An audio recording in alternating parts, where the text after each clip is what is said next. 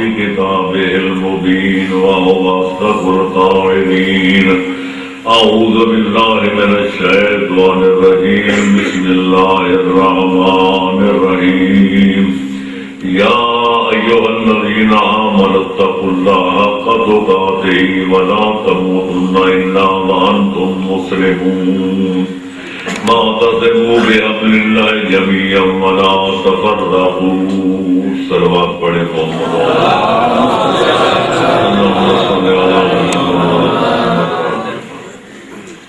طرح ڈرو جس طرح ڈرنے کا حق ہے.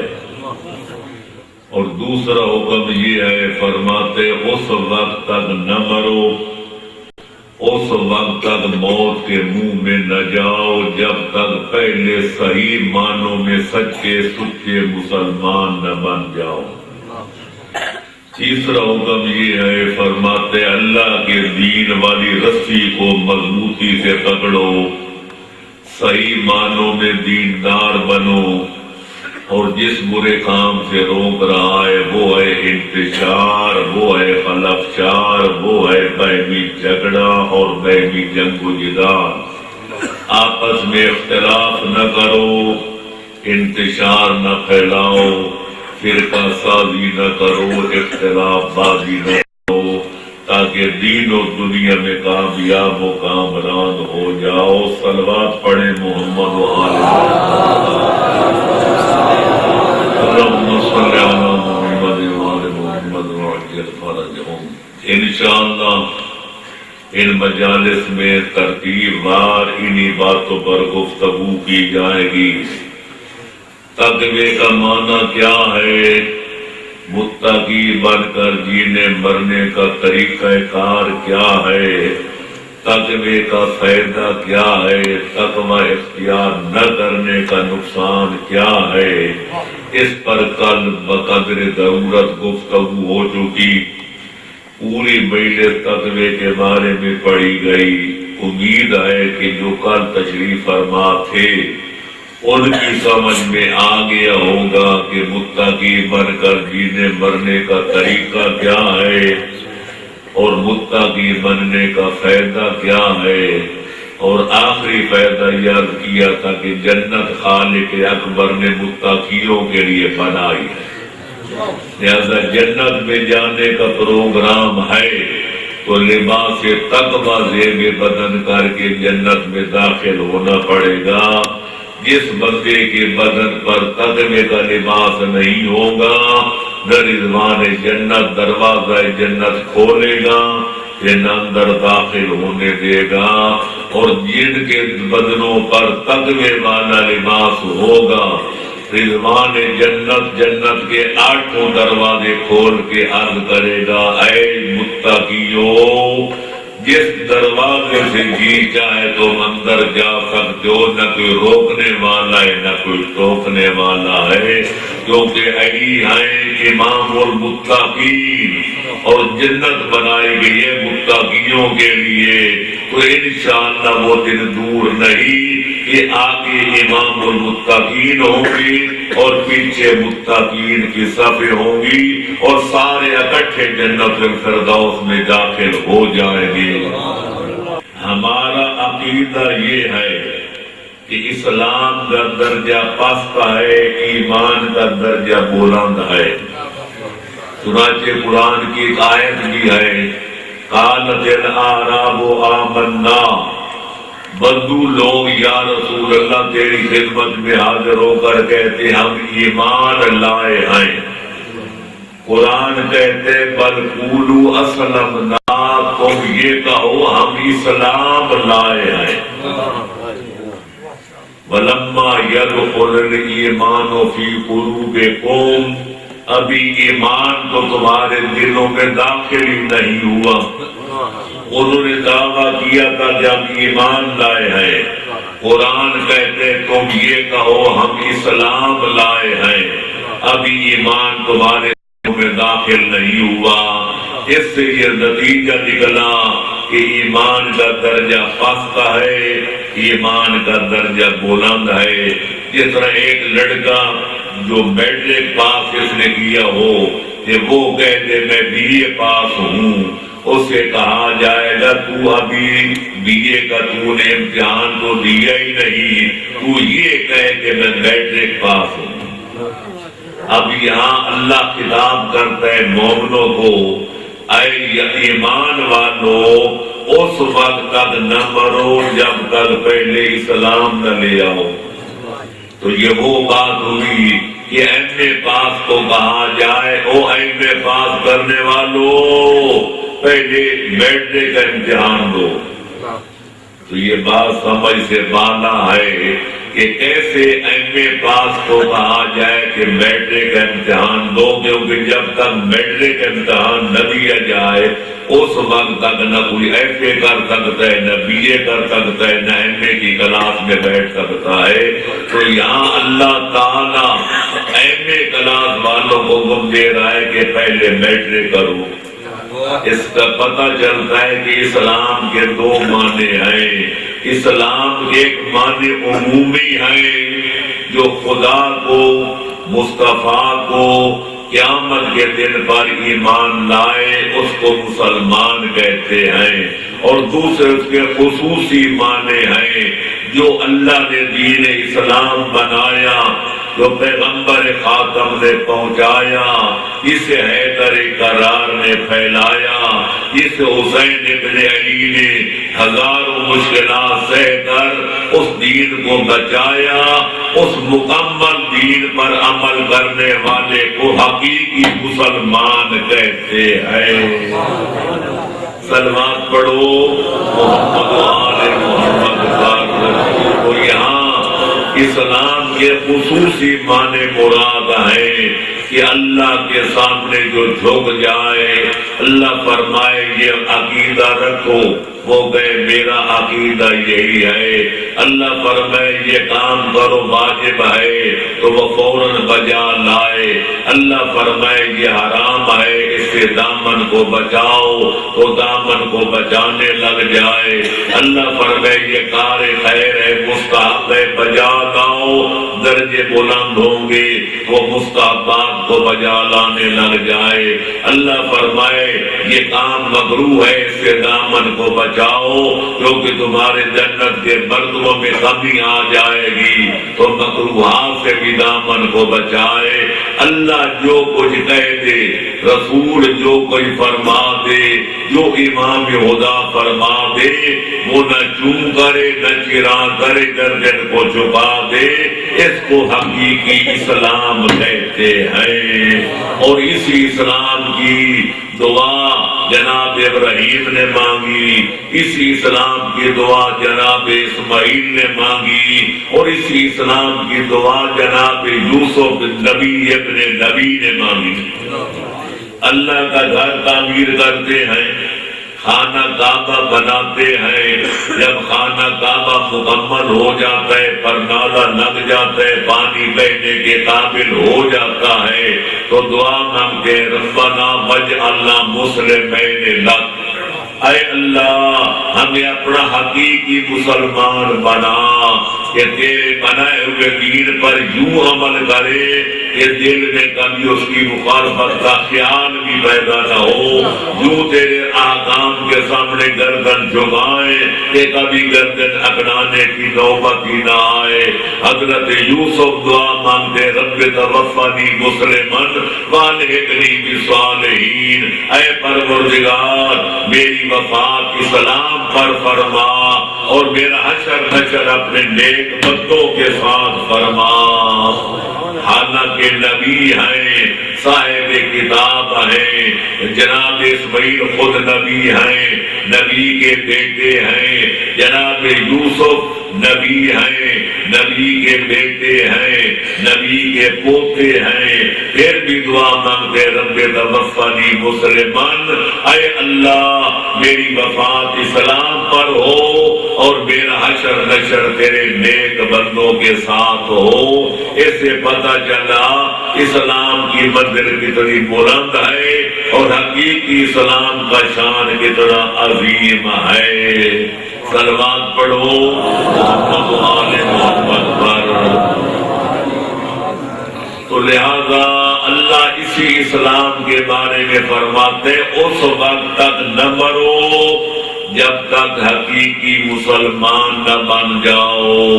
تو ہم چاہتے ہیں حقیقی مسلمان بنے، تو اس کے بارے میں پہلے اسلام کو سمجھنا پڑے گا کہ اسلام کیا ہے، تاکہ ہم مسلمان بن جائیں۔ جو ڈاکٹر بننا چاہے پہلے ڈاکٹری پڑھنی پڑے گی، تب اس کو وہ ڈاکٹر بنے گا۔ جو وکیل بننا چاہتا ہے پہلے وکالت پڑھنی پڑے گی، یہ وکالت کسے کہتے ہیں، تب وہ پڑھ کے وکیل بنے گا۔ کوئی پٹواری بننا چاہتا ہے تو پہلے پٹوار سیکھنا پڑے گا کہ پٹوار کس چیز کا نام ہے، تاکہ وہ پڑھ کے پٹواری بنے۔ تو اگر مسلمان بننا ہے تو پہلے اسلام کو سمجھنا پڑے گا۔ میرے دوستو، اسلام کو سمجھنا ہے تو پہلے قرآن سمجھنا پڑے گا، قرآن پڑھنا پڑے گا، اور اگر قرآن کو سمجھنا ہے تو پھر محمد و آل محمد کے دروازے پہ جھکنا پڑے گا۔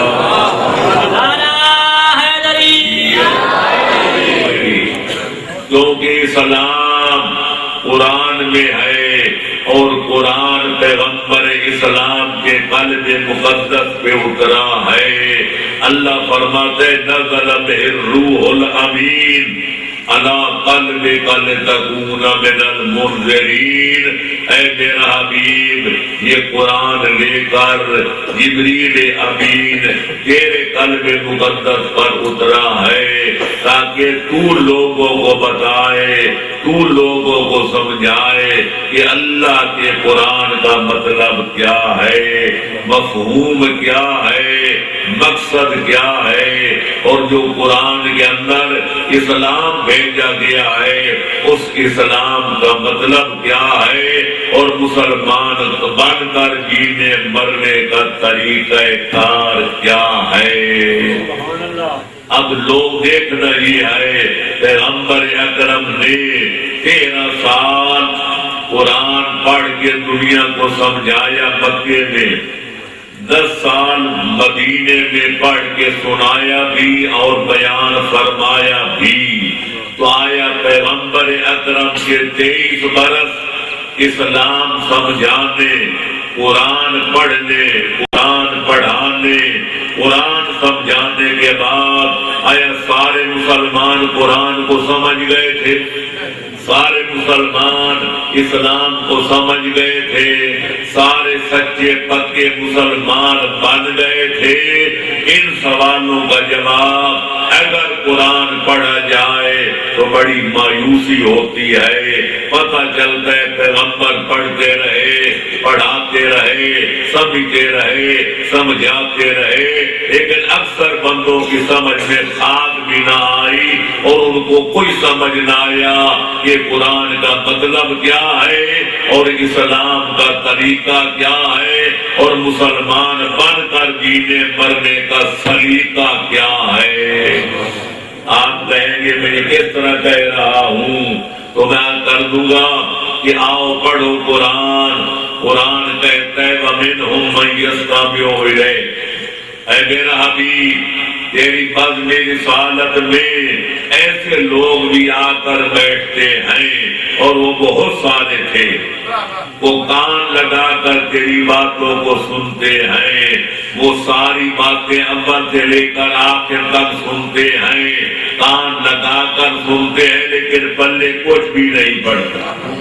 حتیٰ اذا خرجوا من عندک، جب تیری بزم رسالت ختم ہوتی ہے اور وہ باہر نکل کے اپنے گھروں کو روانہ ہوتے ہیں، تو قالوا للذین اوتوا العلم، ان ہستیوں سے پوچھتے ہیں جن کو میں نے علم پڑھا کر دنیا میں بھیجا ہے کہ ماذا قال آنفا، اب تک رسول نے کہا کیا ہے۔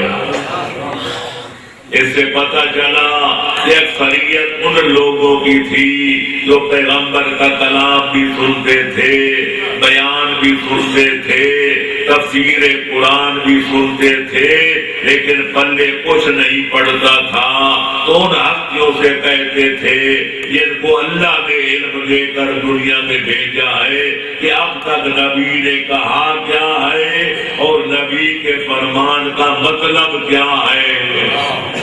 اب دیکھ یہ ہے کہ پیغمبر اکرم کے بعد وہ ہستیاں کون سی ہیں کہ جن کو اللہ نے علم دے کر بھیجا، جن کو بارے سے قرآن بنایا۔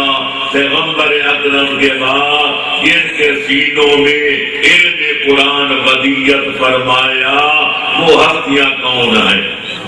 اس مقام پر اگر دعووں کو دیکھا جائے، ہم کہیں گے آل محمد ہیں، وہ کہیں گے اصحاب محمد ہیں، وہ کہیں گے تابعین ہیں، کچھ لوگ کہیں گے تبع تابعین ہیں۔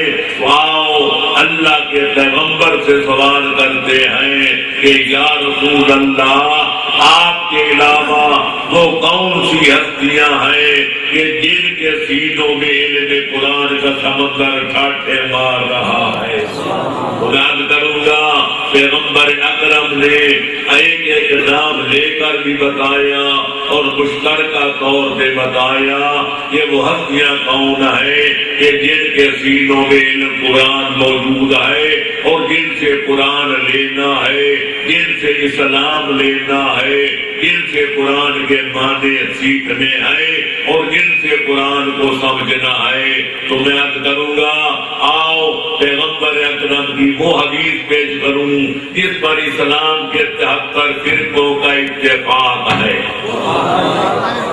پیغمبر فرماتے ہیں اور ایک بار نہیں 20 بار فرمایا، انی تارک فیکم الثقلین کتاب اللہ و عترتی اہل بیتی ما ان تمسکتم بہما لن تضلوا بعدی فانہما لن یفترقا حتی یردا علی الحوض۔ او دنیا والو، اللہ نے مجھ سے پہلے بھی نبی بھیجے، مجھے خاتم الانبیاء بنا کر بھیجا، تو لہذا اللہ کے سوا کسی ذات کے لیے بقا نہیں ہے۔ میں موت کا ذائقہ چکھنے کے بعد دنیا سے جانے والا ہوں، لیکن اللہ نے مجھے رحمت للعالمین بنا کر بھیجا۔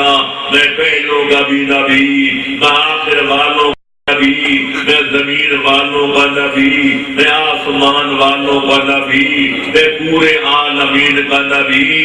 اس لیے آنے والی نسلوں کو سیدھے راستے پر چلانے کے لیے، گمراہیوں سے بچانے کے لیے، خالق اکبر کی خوش روزی کا پروانہ دلانے کے لیے اور جہنم سے بچانے کے لیے، جاگیر جنت کا پٹا دلانے کے لیے دو عظیم الشان چیزیں چھوڑ کے جا رہا ہوں۔ ایک کا نام اللہ کا قرآن ہے اور دوسری چیز کا نام میری طرف اہل بیت علیہ السلام ہے۔ فرمائے جب تک ان دونوں کے دامن کو پکڑے رہو گے، تمہارے ایک ہاتھ میں دامن قرآن ہوگا اور دوسرے ہاتھ میں دامن آل محمد ہوگا۔ میں پیغمبر اکرم ہو کر، میں عصمت کبریٰ کا تاجدار ہو کر، وہ پیغمبر آخر الزمان ہو کر میں تمہیں یقین دلاتا ہوں کہ کائنات کی ہر شے بدل جائے گی۔ یعنی زمین آسمان بن سکتی ہے، آسمان زمین بن سکتا ہے، تقدیریں بدل سکتی ہیں، تدبیریں ٹل سکتی ہیں، کائنات میں انقلاب آ سکتا ہے، پر قرآن اور اہل بیت کا دامن پکڑنے والوں قیامت تک تم سبھی گمراہ نہیں ہوگے۔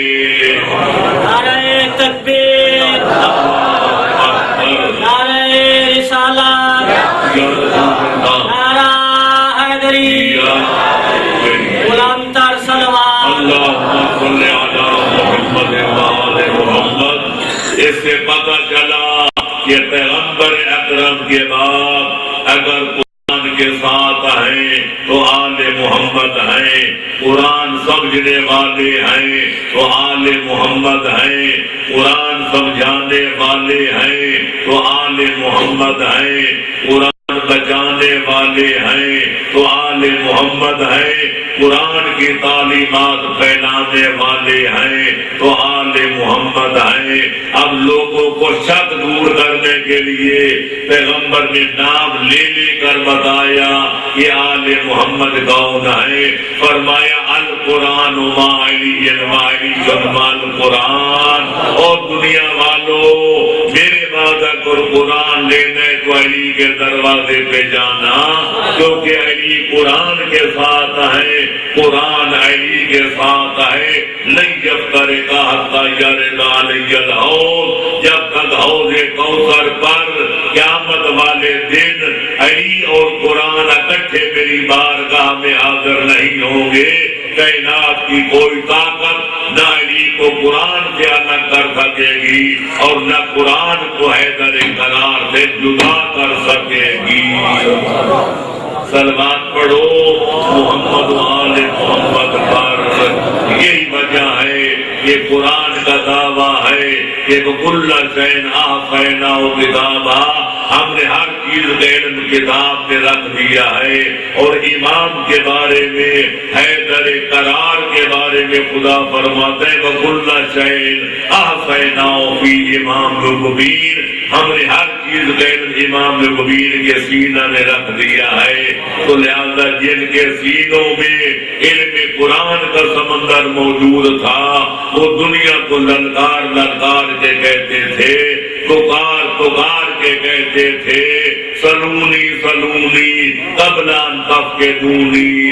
اے دنیا والو جس چیز کے بارے میں چاہو حیدر قرار سے پوچھو، قبل اس کے کہ مجھے نہ پاؤ۔ تم سوال کرنا تمہارا کام، جواب دینا میرا کام۔ ابھی تمہارا سوال مکمل بھی نہیں ہوگا کہ علی کا جواب حاضر پاؤ گے۔ تو میرے دوستو، عزیزوں اور بزرگوں، پتہ چل گیا کہ علم قرآن علی اور اولاد علی کے سینوں میں ہے۔ تاریخ کربلا پڑھو، ظالموں نے سید الشہداء کو شہید کر دیا، ان کا بدن کربلا کی سرزمین میں ہے اور سر اقدس نو کے نیزہ پہ سوار ہے۔ کبھی کوفے میں کبھی شام میں گرایا جاتا ہے۔ سید الشہداء نے بازار شام میں قرآن کی تلاوت کر کے دنیا کو بتا دیا کہ اے ظالموں، اے ستمرانوں، تم ظلم و ستم کر کے ہمارے سر اور بدن میں جدائی تو ڈال سکتے ہو، لیکن قرآن اور اہل بیت کو جدا نہیں کر سکتے۔ ہم کٹی ہوئی گردن سے دو کے نیزہ پہ سوار ہو گے، قرآن پڑھ کے دنیا کو بتائیں گے ہمارے نے سچ کہا تھا، قرآن میرے اہل بیت کے ساتھ ہے اور میرے اہل بیت قرآن کے ساتھ ہے۔ تو لہذا قرآن کو سمجھنا ہے تو آل محمد کے دروازے پہ حاضر ہونا پڑے گا۔ اسلام کو سمجھنا ہے تو حقیقی مسلمانوں کے دروازے پہ حاضر ہونا پڑے گا۔ اگر مسلمان بن کے جینا مرنا سیکھنا ہے تو نبی اور آل نبی کے در دولت پہ حاضری دینی پڑے گی۔ وہ بتائیں گے اسلام کیا ہے اور مسلمان بن کر جینے مرنے کا طریقہ کیا ہے۔ صلوات پڑھو محمد آل محمد پر۔ وہ ہیں حقیقی مسلمان اور وہ ہیں اسلام پھیلانے والے، وہ ہیں اسلام پہنچانے والے، اسلام سکھانے والے اور لوگوں کو مسلمان بن کر جینے مرنے کا طریقہ کار بتلانے والے۔ تو آؤ اب سوال پیدا ہوتا ہے، اسلام تو ایک تھا، بنانے والا خدا ہے تو ایک، جس نبی پر جس قرآن میں اسلام درج کیا وہ کتاب بھی ایک، جبریل امین جو وہ قرآن لے کر آیا، کتاب لے کر آیا، وہ جبریل بھی ایک جس پیغمبر خاتم کے قلب مقدس پہ قرآن اترا، وہ نبی خاتم بھی ایک، بے شک نبی کے وسیع 12 ہیں، قائد مقام 12 ہیں، امام 12 ہیں، پر دنیا جانتی ہے کہ تعداد میں تو 12 ہیں، پر 12 کا قول بھی ایک اور 12 کا فعل بھی ایک، 12 کی تفسیر بھی ایک اور تقدیر بھی ایک، 12 کی شکل بھی ایک اور 12 کا علم بھی ایک اور ان کا عمل بھی ایک۔ پھر اس ایک اسلام کے 73 اسلام جو بن گئے، یہ شیعہ اسلام، یہ سنی اسلام، یہ دیوبندی اسلام، یہ بریلوی اسلام، یہ پرویزی اسلام، یہ چکڑالوی اسلام، یہ اہل حدیث کا اسلام، یہ اہل قرآن کا اسلام، ایک اسلام کے 73 اسلام جو بن گئے، یہ سوچنے والوں کے لیے لمحہ فکریہ ہے۔ حالانکہ سارے مسلمان دعا کرتے، روزانہ 5 وقت نماز پڑھتے ہیں، الحمد شریف پڑھتے ہیں، اللہ کی مدح و ثنا کرتے ہیں اور پھر دعا کرتے ہیں اہدنا الصراط المستقیم، یا اللہ نے سیدھا راستہ دکھا، ہمیں سیدھے راستے پہ چلا۔ پھر کیا وجہ ہے یہ 73 راستوں پہ کیوں چل رہے ہیں؟ کبھی سوچا ہے؟ صلوات پڑھو محمد والے تو میں عرض کروں گا اس اختلاف کے وجوہ بہت سارے ہیں۔ ہمارے سنی شیعہ علماء نے اس موضوع پر بڑی کتابیں لکھی، کوئی عربی میں ہے، کوئی فارسی میں ہے، کوئی اردو میں ہے، کوئی انگلش میں بھی ہے کہ امت کے اختلاف کے اسباب کیا ہیں، وجوہات کیا ہیں اور اس کے اسباب علل کیا ہیں۔ میں کہتا ہوں کوئی 1 گنوائے، کوئی 15 گنوائے، کوئی 13-14 اسباب گنوائے، حقیقت الامر یہ ہے امت محمدیہ کے 73 فرقوں میں تقسیم ہونے کا سبب کائنات میں صرف ایک ہے۔ آپ پوچھیں گے وہ سبب کیا ہے تو میں عرض کروں گا وہ سبب یہ ہے کہ جن ہستیوں کو پیغمبر قرآن کے ساتھ چھوڑ کے گئے تھے، لوگوں نے ان کا دامن چھوڑ دیا۔ پیغمبر اسلام اپنے بعد قرآن سمجھنے، دین لینے، اسلام لینے کے لیے جو دروازہ دکھا کے امت کو گئے تھے، دنیا نے وہ دروازہ بھلا دیا، بلکہ حقیقت میں یہ ہے کہ وہ دروازہ جلا دیا۔ اگر دنیا بطول کے دروازے کو نہ بھولتی، حیدر کرار اور ان کی اطراف اطہار کا دامن نہ چھوڑتی، آج اسلام بھی ایک ہوتا، قرآن بھی ایک ہوتا، ترجمہ قرآن بھی ایک ہوتا، مسلمانوں کا عقیدہ بھی ایک ہوتا، عمل بھی ایک ہوتا، مرنا بھی ایک ہوتا، جینا بھی ایک ہوتا۔ یہ خالق نے سزا دی ہے کہ دنیا نے، امت محمدیہ نے آل محمد کا دامن چھوڑ دیا، اور ان کے دامن چھوڑنے کا نتیجہ یہ ہے آج عقائد ہے تو مختلف، اعمال ہے تو مختلف، لیڈر ہے تو مختلف، امام ہے تو مختلف، فقہ ہے تو مختلف، تفسیر ہے تو مختلف، حدیث ہے تو مختلف۔ اللہ دعائیں تو مانگتے ہیں پر دعائیں اللہ قبول نہیں کرتا، کیونکہ جب تک علاج نہ کیا جائے خالق بھی صحت نہیں دیتا، اور علاج تو کیا جائے، اگر پرہیز نہ کیا جائے تو بھی مکمل صحت حاصل نہیں ہوتی۔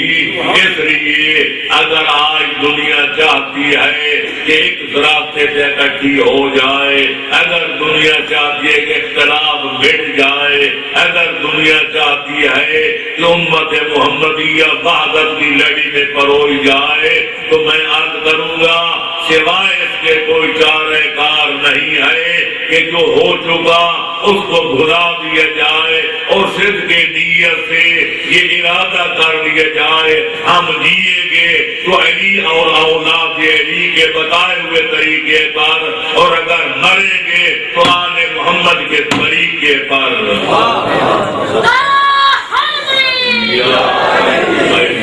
صلوات پڑھے محمد والے محمد پر۔ لہذا جو اسلام آل محمد نے بتایا پیغمبر اکرم کے بعد، اس کا پہلا اصول یہ ہے کہ کائنات کا خالق مالک پالک صرف اللہ ہے، اس کا کوئی شریک نہیں۔ سبحان اللہ۔ کائنات کا خالق صرف اللہ، کائنات کا پالک صرف اللہ، کائنات کا مالک صرف اللہ۔ اس کی ذات میں، اس کے صفات میں، اس کے کاموں میں، اس کی عبادت میں کوئی نہ نبی شریک ہے، نہ علی شریک ہے، نہ کوئی امام شریک ہے۔ اللہ شریکوں سے پاک ہے، اللہ شریکوں سے پاک ہے، اللہ شریکوں سے پاک ہے۔ حاجیوں سے پوچھو جب عمرے مفردہ احرام باندھتے ہیں تو فوراً واجب تک تلبیہ کہیں، لبیک اللہم لبیک لا شریک لک لبیک ان الحمد والنعمت لک والملک لا شریک لک لبیک۔ عمرے تمتع کا احرام باندھے تو پھر وہاں سے لے کر مکے تک یہی تلبیہ کریں، لبیک اللہم لبیک لا شریک لک لبیک ان الحمد والنعمت لک والملک لا شریک لک لبیک۔ حج کا احرام باندھے تو پھر یہی تلبیہ کہیں، لبیک اللہم لبیک لا شریک لک لبیک۔ لیکن افسوس سے کہنا پڑتا ہے ابھی تلبیہ ختم نہیں ہوتا کہ پھر شرک شروع ہو جاتا ہے۔ اس لیے خدا فرماتے وَلَمَّا يَدْخُلِ الْإِيمَانُ فِي قُلُوبِكُمْ، اسلام ہمارے دلوں میں ابھی ایمان داخل ہی نہیں ہوا، زبان سے کچھ اور کہتے ہیں، عمل سے کچھ اور کرتے ہیں۔ وہاں اگر کھانے کعبے کا طواف کر رہے ہیں تو اگر گردے کا درد ہو جائے تو کہتے ہم پیر پہ جا کر خانہ شریف کا طواف قبر کا زیارت کریں گے اگر ہمارا درد ٹھیک ہو جائے۔ اللہ کے گھر کا طواف کر رہے ہیں یہ منت مان رہے کہ میرا درد گردہ ٹھیک ہو جائے، میں جا کر فلانے پیر کے مزار کا طواف کروں گا، یہی توحید ہے۔ صلوات پڑھو محمد والے۔ تو الغرض اللہ کرے ہماری لبیک اور یہ تلبیہ جو ہے وہ دل کی گہرائیوں سے نکلے، اللہ کا کوئی شریک نہیں ہے۔ لوگ کہتے تھے بہت سارے خدا ہیں، اسلام نے کہا قولوا لا الہ الا اللہ، کہہ دو کہ خدا ایک ہے نجات پا جاؤ گے۔ لوگوں نے 360 خدا مکے خانہ کعبہ میں سجا رکھے تھے، بنا رکھے تھے، یہ لات ہے، یہ منات ہے، یہ عزا ہے، یہ اولادیں دیتا ہے، یہ جائیداد دیتا ہے، یہ خدا بیماروں کو صحت دیتا ہے، یہ خدا ہوائیں چلاتا ہے، یہ خدا بارش برساتا ہے، یہ خدا فصلیں پکاتا ہے۔ اسلام نے کہا کہو 360 باطل ہیں، لا الہ الا اللہ ایک خدا ہے جو اولاد بھی دیتا ہے، جو جائیداد بھی دیتا ہے، جو صحت بھی دیتا ہے، جو مرض بھی دیتا ہے، جو وسعت رزق بھی دیتا ہے، جو بھوک و پیاس بھی دیتا ہے، جو شاہی بھی دیتا ہے، جو گدائی بھی دیتا ہے، اس کا کائنات میں کوئی شریک نہیں ہے۔ صلوات پڑھو محمد والے محمد پر۔ افسوس سے کہنا پڑتا ہے ادھر یہ ہمارا عقیدہ ہونا چاہیے تھا، لیکن ادھر ہمارے بھائیوں نے کیا کہا ان کی اکثریت ہے کہ خدائیں وہ کہتے ہیں کہ جو کچھ ہمیں لینا ہے اللہ کے پلے میں وحدت کے سوا کیا ہے، جو کچھ ہمیں لینا ہے لے لیں گے محمد سے۔ وہ کہتے ہیں اللہ اپنی توحید لے کر بیٹھے، باقی ہر شے پیغمبر اکرم کے حوالے کر دی، جو کچھ ہمیں لینا ہے پیغمبر سے لے لیں گے۔ یہودیوں نے کہا عزیر سے لے لیں گے، عیسائیوں نے کہا حضرت عیسیٰ لے لیں گے، ہمارے بھائیوں نے کہا عبد القادر گیلانی سے لے لیں گے، کسی نے کہا داتا بنگن بخش سے دے دیں گے۔ ہماری قوم آگے دو ہاتھ بڑھی، فرمایا رضائیں خدا کی لے لی، علی نے اللہ کے بلے میں رکھا ہی کیا ہے، خدا ساری خدائی مولا علی کے چکا، اللہ کے پاس کچھ بھی نہیں ہے۔ اگر جہنم میں جانا ہے معاذ اللہ تو اللہ کے پاس جاؤ، جنت کا شوق ہے تو مولا علی کے پاس جاؤ۔ علی اور اللہ کا مقابلہ کر کے اللہ کو معطل کر دیا اور حیدر قرار کو خدائے صفات کا مالک بنا دیا۔ کیا اسی کا نام توحید ہے؟ ادھر کہتے ہیں لا الہ الا اللہ، حافظ سیف اللہ مرحوم کہا کرتے تھے زبان پہ ہے لا الہ الا اللہ تے زبان اندر ہے کوئی اور فنا، زبان پہ لا الہ تے دل میں اور فنا۔ جب تک دل اور زبان متفق نہیں ہوں گے اس وقت تک ایمان کی دولت حاصل نہیں ہوگی۔ اس لیے اللہ فرماتے ہیں کل خالق کل شے، میرا حبیب اعلان کر دو، قرآن پڑھ رہا ہوں کہ ہر شے کا خالق اللہ ہے، حتیٰ کہ شیطان کو پیدا کیا امتحان کے لیے تو اللہ نے، نبیوں اماموں کو پیدا کیا تو اللہ نے، سانپ بچھو پیدا کیے تو اللہ نے، مرغے چرغے پیدا کیے تو اللہ نے، جنوں انسانوں کو پیدا کیا تو اللہ نے۔ اللہ کا خالق ہونے میں کوئی شریک نہیں ہے۔ اور پھر فرماتا ہے اللہ الذی خلقکم ثم رزقکم، جس کو میں اللہ پیدا کرتا ہوں اس کی روزی کا انتظام بھی میں کرتا ہوں۔ عرب جاہلیت کے دور میں اپنے بچوں کو قتل کر دیتے تھے، ہمیں روٹی نہیں مل رہی تو آنے والے بچے کہاں سے کھائیں گے؟ تو اللہ فرماتے ہو ذہنوں سے کہہ دو نہ تم اولاد کے خالق ہو نہ ان کے خالق ہو، جس نے بچوں کو پیدا کیا ہے روزی کا انتظام بھی وہی خالق اکبر کرے گا۔ لا تقتلوا اولادکم خشیۃ املاق، بھوک اور ننگ کی وجہ سے اولادوں کو قتل نہ کرو، نہ تم ان کے خالق ہو نہ مالک ہو نہ پالک ہو، اس اللہ نے تمہیں اولاد دی ہے، اس اولاد کا خالق بھی اللہ اور مالک بھی اللہ اور خالق بھی اللہ ہے۔ صلوات پڑھو محمد و آل محمد۔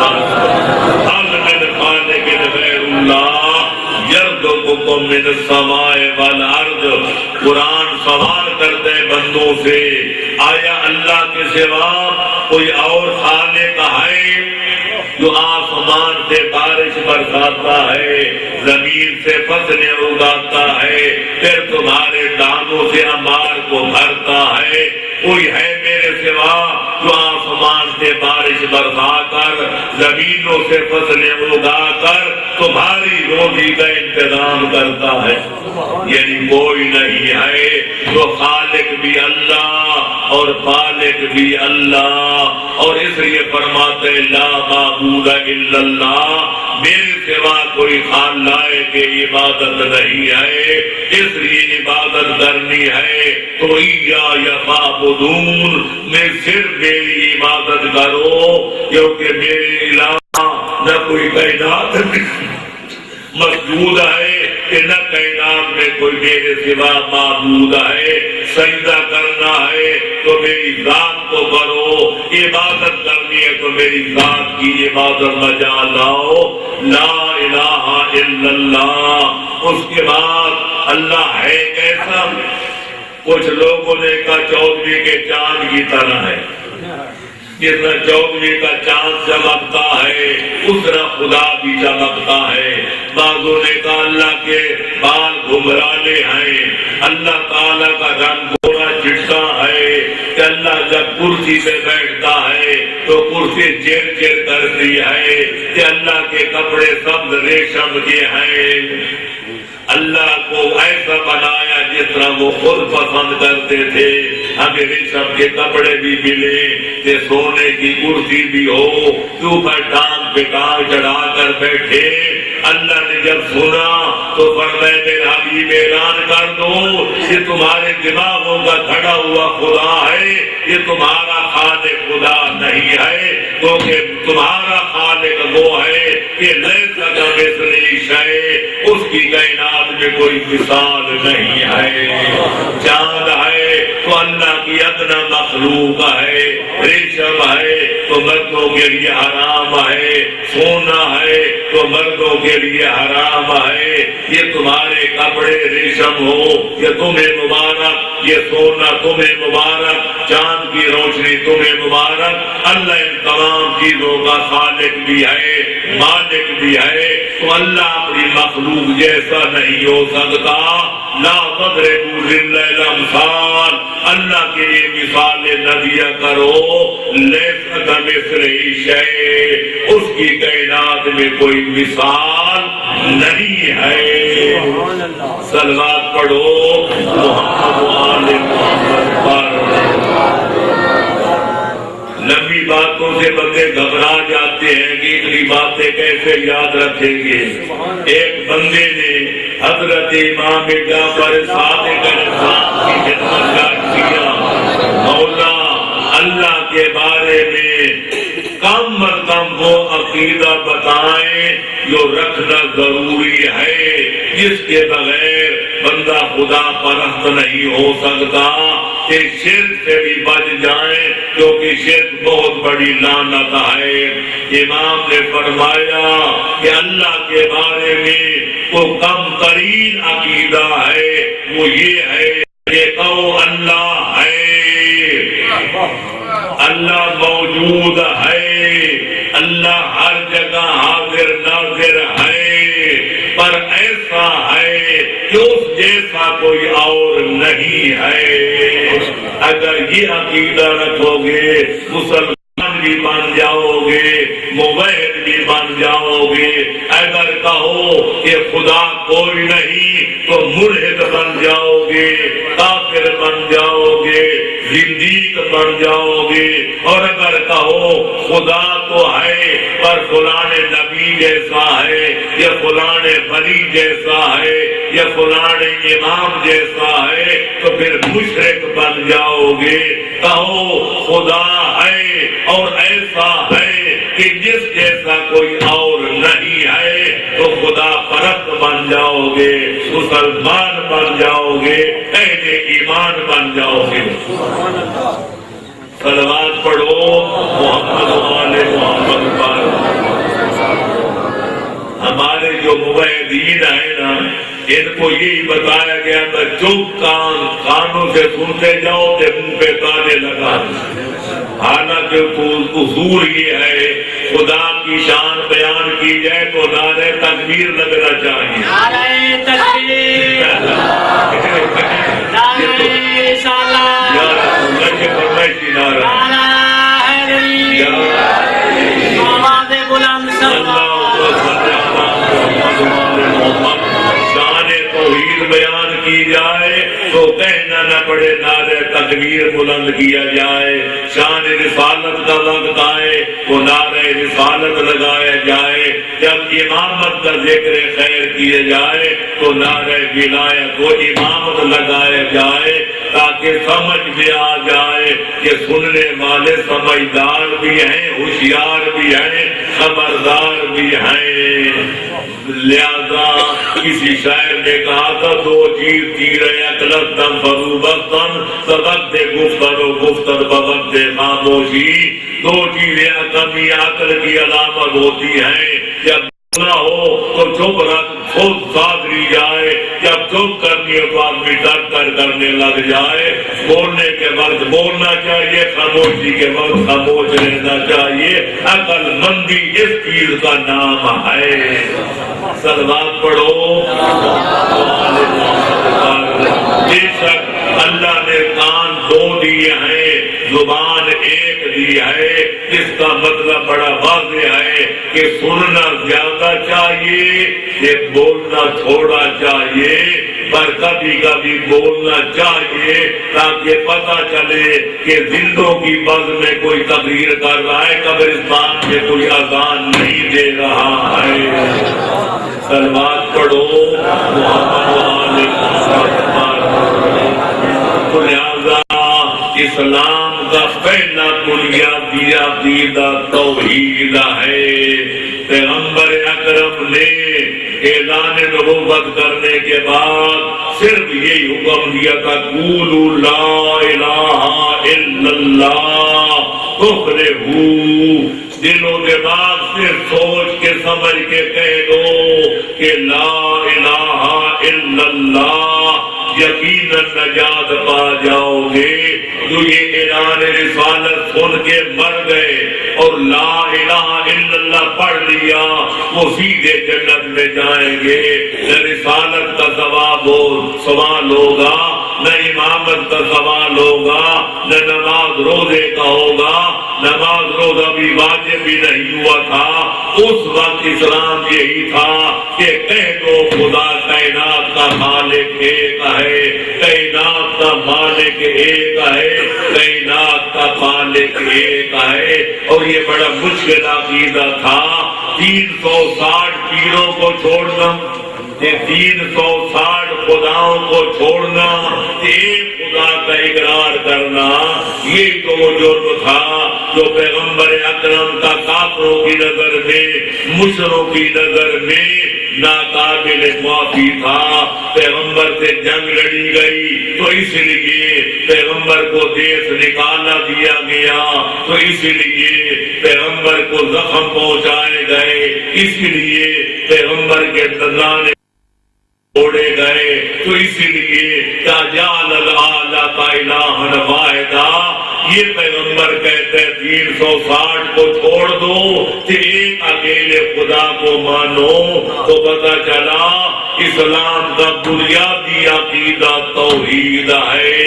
اور توحید اس وقت تک مکمل نہیں ہوتی جب تک خالق غالب کو عادل نہ مانا جائے. اللہ عادل ہے، وہ ظالموں پہ لعنت بھیجتا ہے. اس کی عدالت کا تقاضا ہے کہ نیکوکاروں کو جاگیر جنت عطا فرمائے گا، بدکاروں جہنم کے حوالے کرے گا.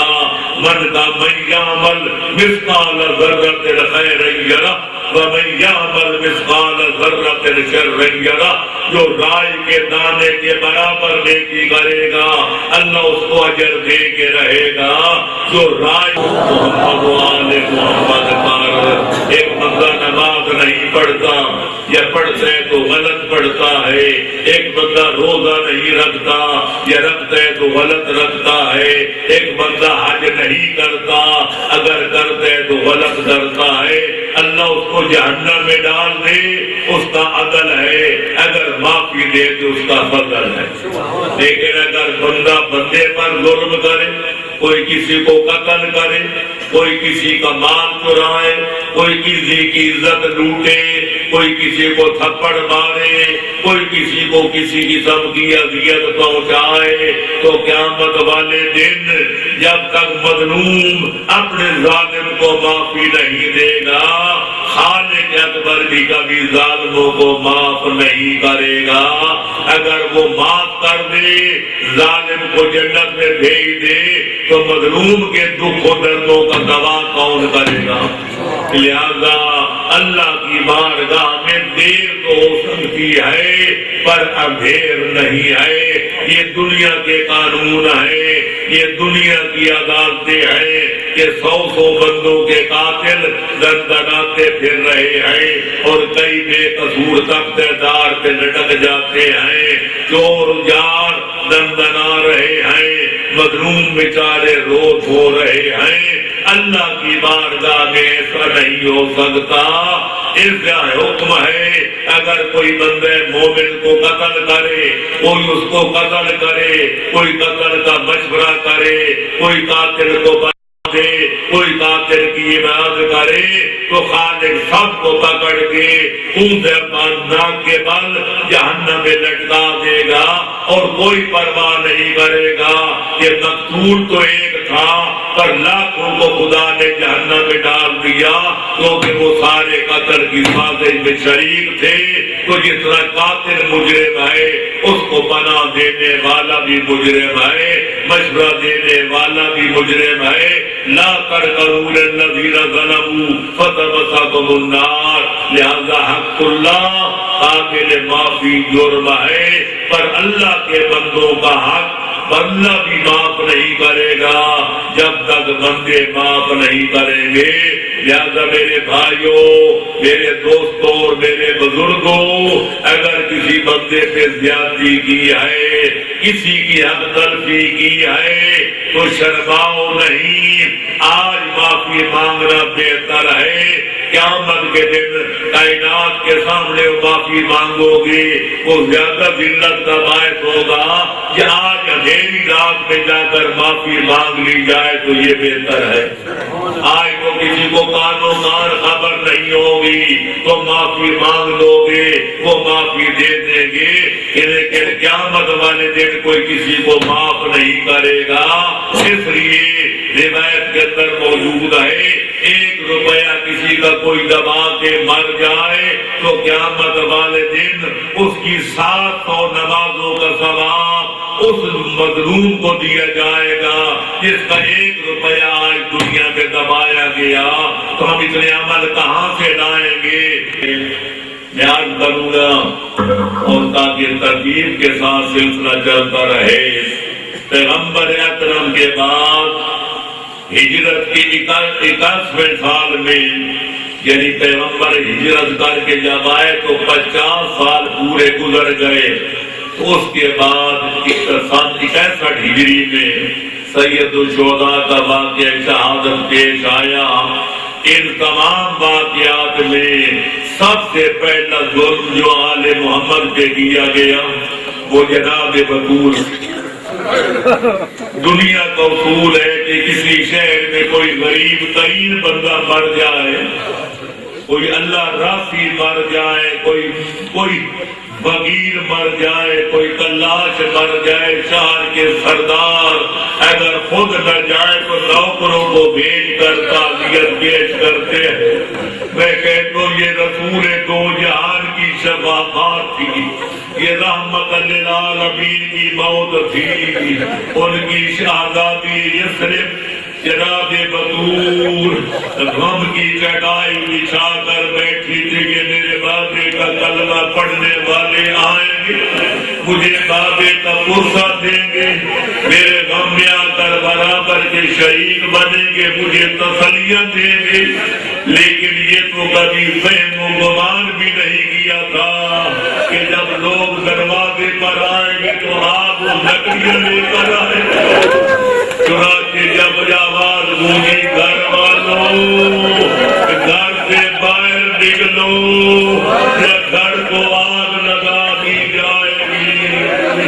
جب یہ بطول کے کانوں میں منحوس آواز پہنچی تو جناب امیر کو نہیں بھیجا، شہزادوں میں سے کسی شہزادے کو نہیں بھیجا، کسی شہزادی کو نہیں بھیجا، اپنی فضا کنیز کو نہیں بھیجا، بیوی خود دروازے کے پیچھے آئی اور آ کر فرمایا آنے والوں، اور گھر کو جلانے کی دھمکیاں دینے والوں، اس گھر کو جلاؤ کہ جس میں فاطمہ الزہرا رہتی، اس گھر کو آگ لگاؤ کہ جس میں حسن و حسین رہتے ہیں۔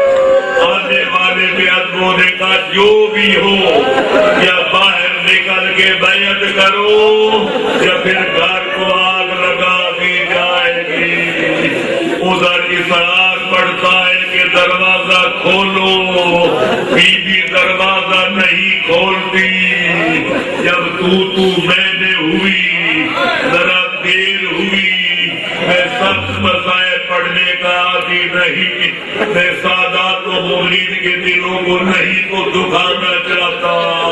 اتنا عرض کروں گا کہ کسی ظالم نے اس طرح دروازے کو زور سے دھکا دیا کہ دروازہ گرا، ادھر دیوار تھی، درمیان میں پیغمبر کی شہزادی بطول.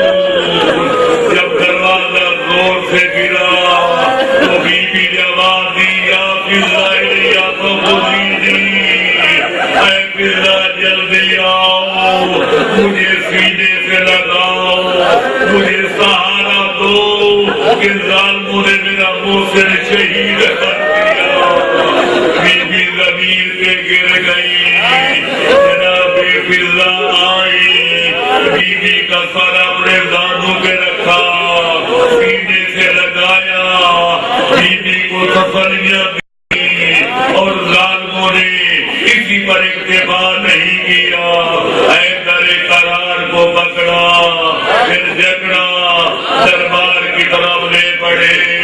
جناب بطول کو جب ذرا احاطہ ہوا تو جناب بطول پیچھے دوڑی. فرمایا یو الناس، اے لوگو، میرے سردار کو چھوڑ دو، میرے حضرت کے باب علی کو چھوڑ دو، ورنہ میں سر کے بال کھول دوں گی، اور میں اگر بدعا کی تو میرے بابے کی امت برباد ہو جائے.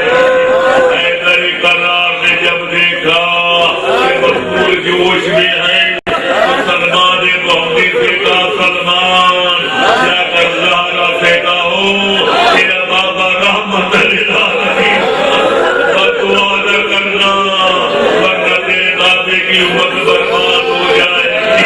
جناب بطول نے سنا تو ہاتھ نیچے کر لیے اور فرمایا، اگر علی کی منشا یہی ہے کہ مجھ کے ظلم ہوتا رہے اور میں بدعا بھی نہ کروں تو میں صبر کروں گی، میری کی حکم دوری نہیں کر سکتی. اس میں کائنات کی عورتوں کی ضرورت ہے کہ جتنے بھی رسائل آئیں، جتنے شدائد آئیں، اپنے سرکار کے حکم کی حکم دوری کرنی جائز نہیں ہے. صبر کا دامن نہیں چھوڑنا چاہیے اور بے صبری کا کوئی اقدام نہیں کرنا چاہیے. الا لعنت اللہ علی القوم الظالمین وسیعلم الذین ظلموا ای منقلب.